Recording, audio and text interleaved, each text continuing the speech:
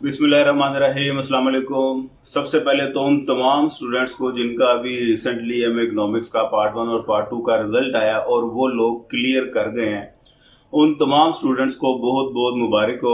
उनके लिए डबल खुशी है, एक तो ईद उल अजहा वो भी करीब है और दूसरा उनके रिजल्ट की इतनी बड़ी एक्साइटमेंट। तो यकीन कीजिए, मैं आप लोगों की फीलिंग समझ सकता हूँ। मास्टर्स की डिग्री ये कंप्लीट कर लेना, ये बहुत इटसेल्फ ही बहुत बड़ी अचीवमेंट है। आगे आप लोग अपनी स्टडी को ब्रेक मत लगाएं। मेरा तो मशवरा ये है कि आगे एमफिल इकोनॉमिक्स की तरफ जाएं, जिन्होंने मास्टर्स इकोनॉमिक्स में किया है, या एमएस इकोनॉमिक्स की तरफ जाएं। एमएस और एमफिल में डिफरेंस ये है कि एमएस में सिर्फ कोर्स वर्क होता है, उसमें थीसिस कोई नहीं होता। आपका जल्दी वो कवर हो जाएगा और 18 ईयर की आपको डिग्री मिल जाएगी। एमफिल में अगर आप जाते हैं तो उसमें थीसिस है, थोड़ा सा रिसर्च वर्क है, आपको काम थोड़ा सा ज्यादा करना पड़ेगा।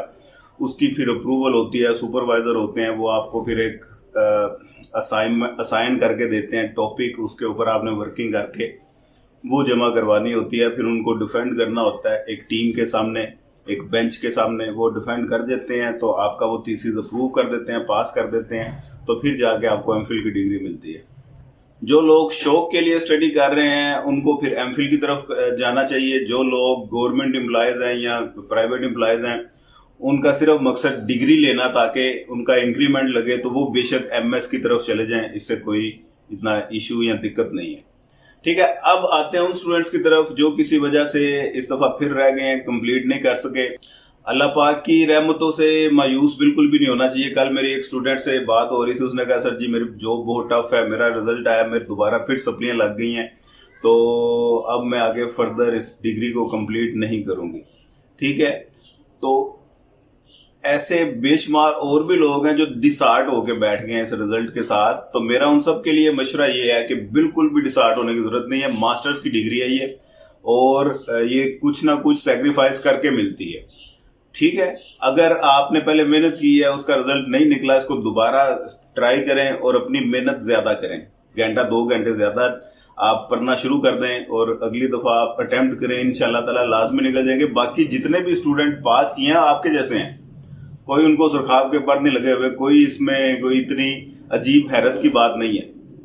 वो लोग निकल सकते हैं, मैं निकल सकता हूं, तो आप लोग भी निकल सकते हैं इजीली।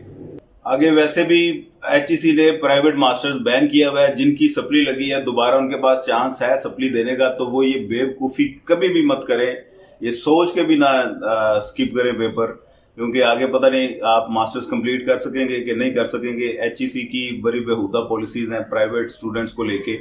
तो आपके पास अगर चांस है दोबारा सप्ली के पेपर दे सकते हैं, तो लाजमी लाजमी लाजमी इसको अवेल करें, इसको स्किप आपने नहीं करना। मेरी जहां तक सपोर्ट की जरूरत है, कोई वो मुझे आप बताएं, मैं आपको हर तरीके से गाइड करने के लिए तैयार हूं। और कोई फीस का इशू है या कोई इस तरह, इस वजह से ये बहरहाल इशू वक्ती तौर पे होते हैं, बाद में खत्म हो जाते हैं। इन इश्यूज की वजह से आपने अपने फ्यूचर को सैक्रिफाइस नहीं करना, स्टडी को अपने कंप्रोमाइज नहीं करना। बेशक आपकी जॉब टफ है, आप मैरिड हैं, बच्चों को संभालना है, आपके और दूसरे मसाइल हैं, कोई घरेलू परेशानी, कोई टेंशन इस तरह की चल रही है, जायदाद के रोले हैं, जो भी हैं, आपने हीरो वही होता है जो इन तमाम मसाइल के साथ साथ अपनी स्टडी को भी कंटिन्यू करे। तो आपने अपनी स्टडी को भी कंटिन्यू करना है और उन तमाम मसाइल को भी देखना है। ठीक है, तो फिर ही आप जिंदगी में कुछ अचीव कर सकेंगे। अगर आप कहें कि वो सारे मसाइल चलते रहे, स्टडी को मैं टाइम ना दूं और डिग्री भी मिल जाए, ऐसा नहीं होता।